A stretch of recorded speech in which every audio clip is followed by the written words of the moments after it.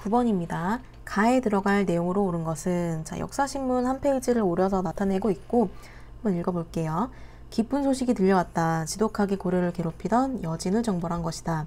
이번 전투에서 활약한 별무반은 1104년에 윤관 장군의 건의로 조직된 특수부대로 기병, 보병, 승병으로 구성되어 있다. 고려는 여진을 정벌한 이후 이 지역에 땡땡땡을 쌓았다. 자, 여기서 얘기하고 있는 성 이름은 바로 동북구성입니다. 1번부터 볼게요. 자, 평양성은요, 고구려예요. 고구려의 성으로서 지금 고려랑은 너무 먼 얘기라고 하겠죠. 아니고요. 자, 2번 천리장성. 천리장성은 뭐 고구려 때도 등장하고 고려 때도 등장을 하는데요. 여진이랑은 상관이 없습니다. 그래서 정답이 아니고요. 3번에 있는 수원화성은 조선시대 정조가 세웠던 수원화성이니까 거리가 멀다고 하겠고요. 그래서 정답은 4번이 되겠습니다. 자, 10번. 두 사람의 대화를 통해 알 수 있는 역사적 사건은 이번에 우리나라가 수나라의 대군을 무찔렀다는 군 을지문덕 장군이 큰 공을 세우셨지. 자, 두 가지 캐치하셨나요? 수나라와 을지문덕 장군입니다. 을지문덕 장군이 이끌어서 수나라를 크게 물리쳤던 역사적 사건은 바로 2번 살수대첩입니다. 자, 1번에 있는 정유재란은요, 임진왜란 이후에, 임진왜란 중에 협상이 잘 되지 않자, 협상이 결렬되자 일본에서 다시 쳐들어왔던 이야기를 정유재란이라고 합니다. 자, 삼국 통일은 좀 너무 관련이 없는 얘기라고 하겠네요. 신라가 삼국을 통일한 얘기니까요. 그리고 안시성 전투는 고구려와 당나라 간에 있었던 치열한 전투를 이야기하고요.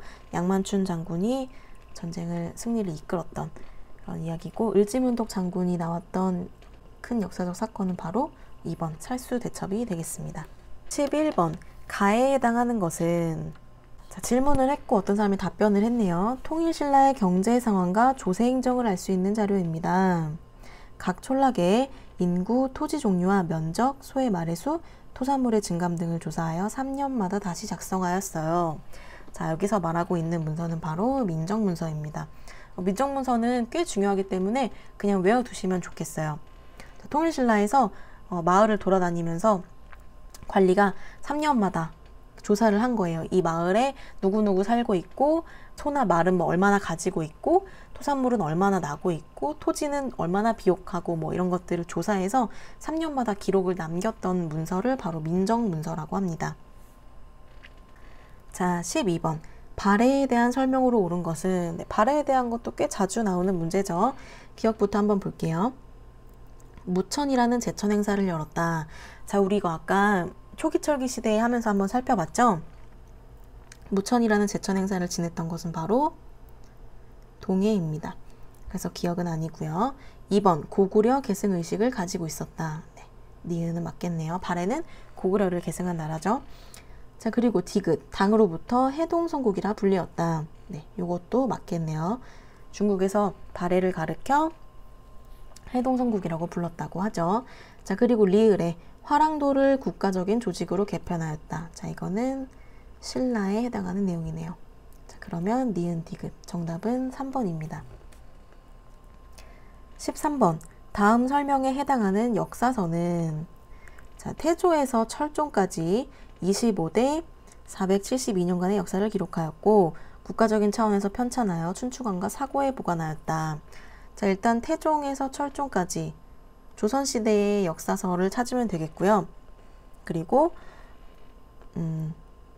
왕위에 따른 기록을 남겨놓았다고 하니까 국가 차원에서 저술하였던 조선왕조실록을 얘기하고 있는 게 되겠습니다. 자, 1번에 있는 발해고 역시 조선의 역사서이긴 하나, 발해라는 특정 시기에 얽매이지 않고 태조에서 철종, 거의 건국에서 나라가 끝날 때까지 모든 내용을 담고 있기 때문에 발해고는 해당하지 않습니다. 자, 그리고 삼국유사와 3번에 나온 제왕운기는 모두 고려시대 때의 서적입니다.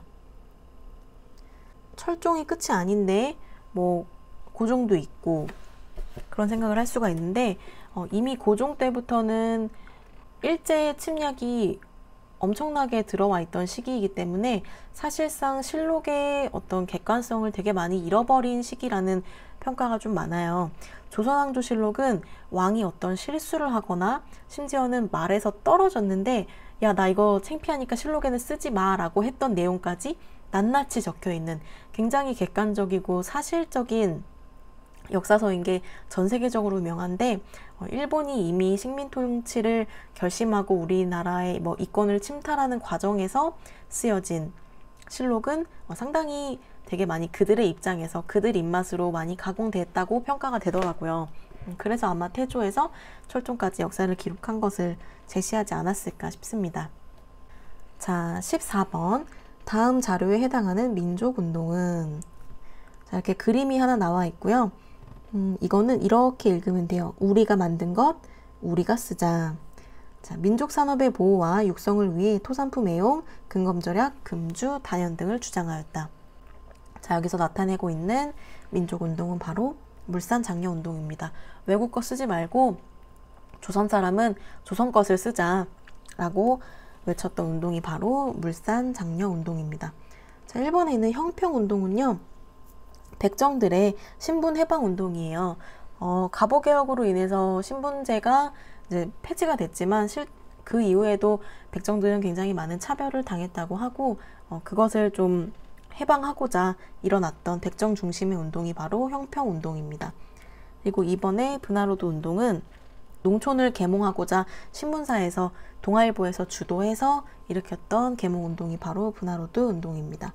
그리고 4번에 밀립대학 설립운동은 우리 조선 젊은이들, 우리가 대학을 세워서 우리가 가르치자 라고 했던 계몽운동이 밀립대학 설립운동이 되겠습니다. 자, 15번. 다음 설명에 해당하는 역사적 사건은, 자, 프랑스 군의 강화도 침략. 프랑스. 자, 조선군이 문수산성, 정족산성에서 항전하였다. 프랑스 군이 외교장각, 의궤 등 각종 문화재를 약탈하였다. 자, 여기서 나타내는 역사적인 사건은 바로 병인양요입니다. 자, 비슷한 시기에 미국에서도 강화도 쪽으로 들어오기는 사건이 있는데 그게 바로 신미양요고요. 자, 요 두 가지 전투를 모두 조선이 승리해요. 이 당시에 우리나라에서 국정을 잡고 있던 게 흥선대원군이었는데 이 두 개의 전투를 승리하고 나서 거봐, 우리는 우리끼리만 잘 살면 돼. 우리는 앞으로 이렇게 빗장 걸어놓고 너네랑 통상수교 안 할 거야 라고 하면서 비석을 세웠던 게 바로 척화비죠.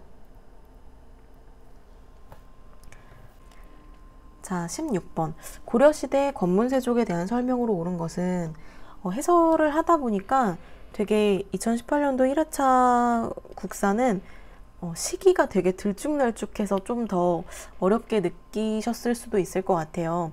보통 선사시대부터 해서 쭉 뭐 삼국시대, 고려, 조선, 구한말, 현대 이렇게 쭉쭉쭉쭉 좀 시간 순서대로 해야 헷갈리지 않을 텐데, 조선이 나왔다가 뭐 식민 통치기가 나왔다가 갑자기 또 고려로 넘어가고 되게 시대를 좀 들쭉날쭉하면서 문제가 출제돼 있어서 조금 난이도가 있지 않았나 싶네요.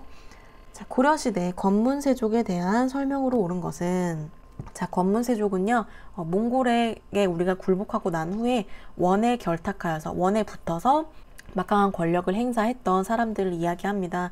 우리 친일파라는 말 쓰죠. 그게 뭐죠? 식민 통치기에 일본에 빌붙어서 각종 이권을 획득했던 사람들을 친일파라고 하죠.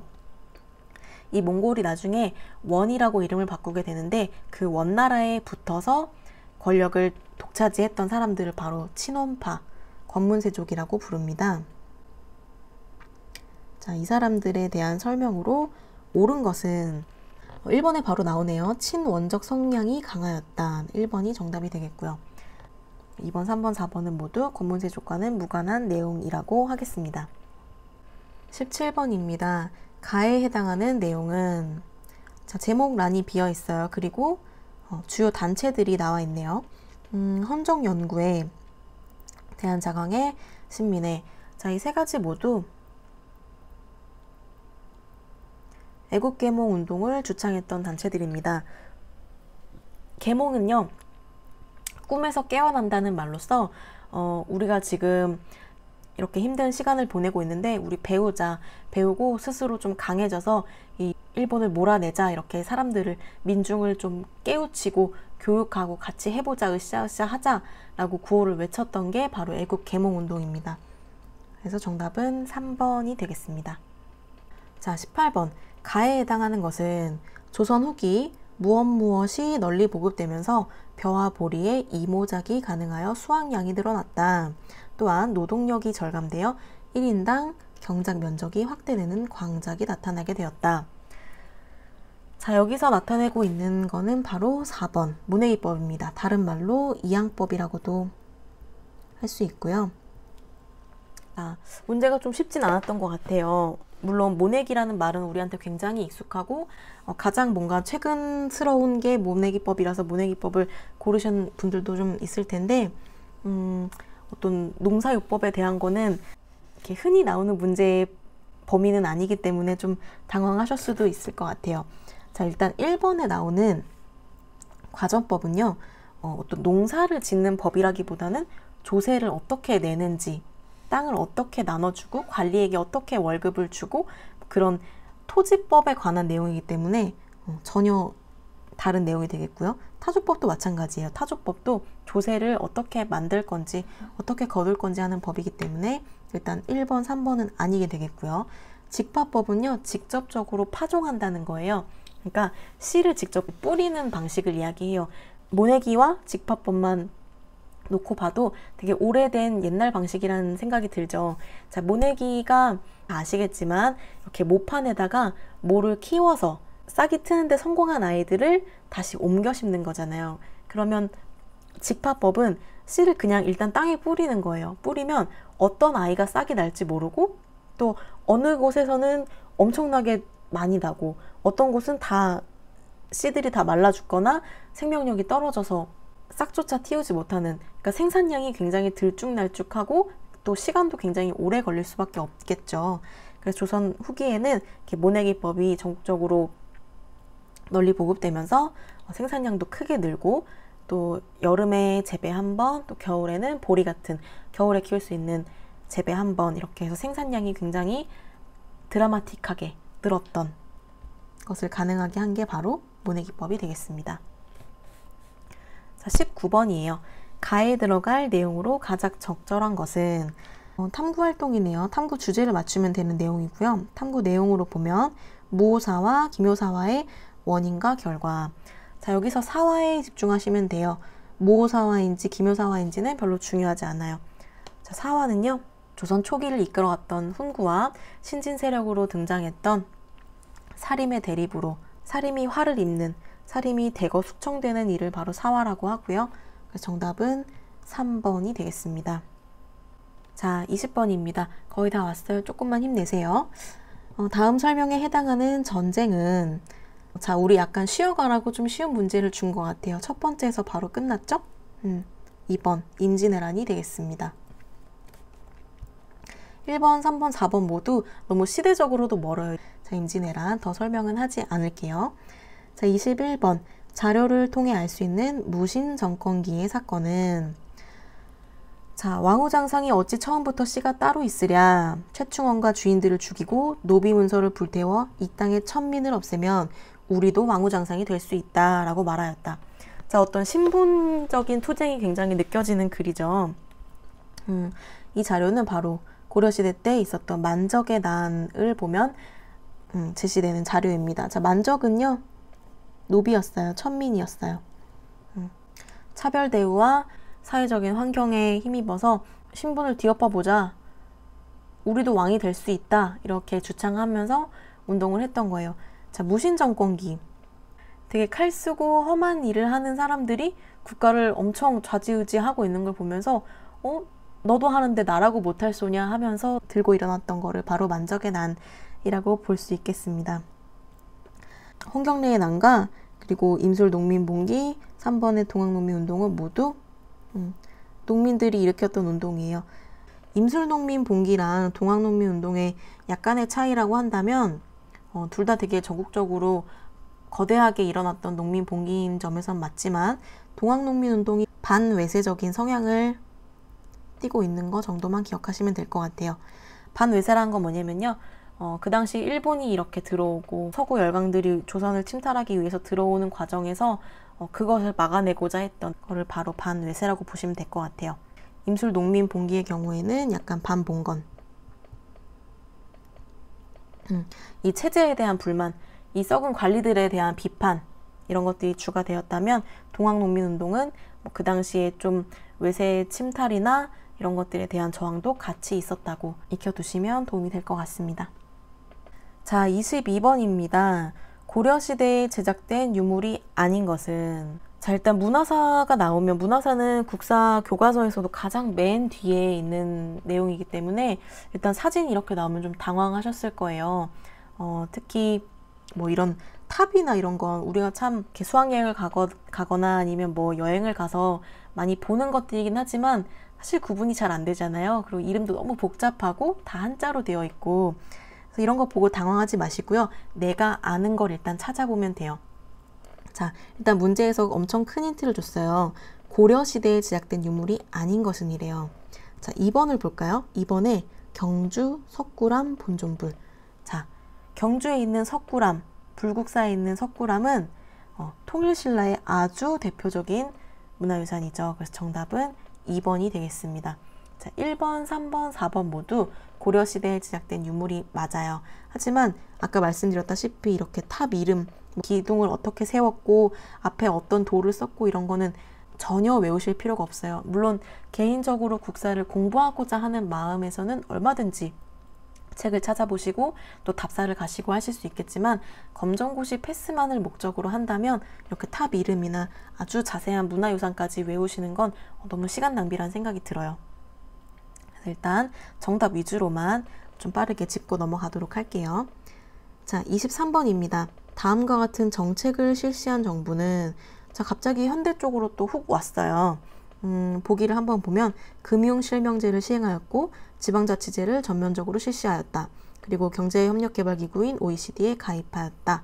자, 여기서 말하고 있는 정부는 바로 김영삼 정부입니다. 김영삼 정부는 문제가 좀 종종 나오는데요. 거의 항상 금융실명제라는 내용을 필두로 해서 나와요. 이렇게 짝을 지어서 좀 외워두시면 될 것 같아요. 자, 그리고 뭐 박정희 정부나 전두환 정부, 노태우 정부는 뭐 크게 출제가 되진 않아요.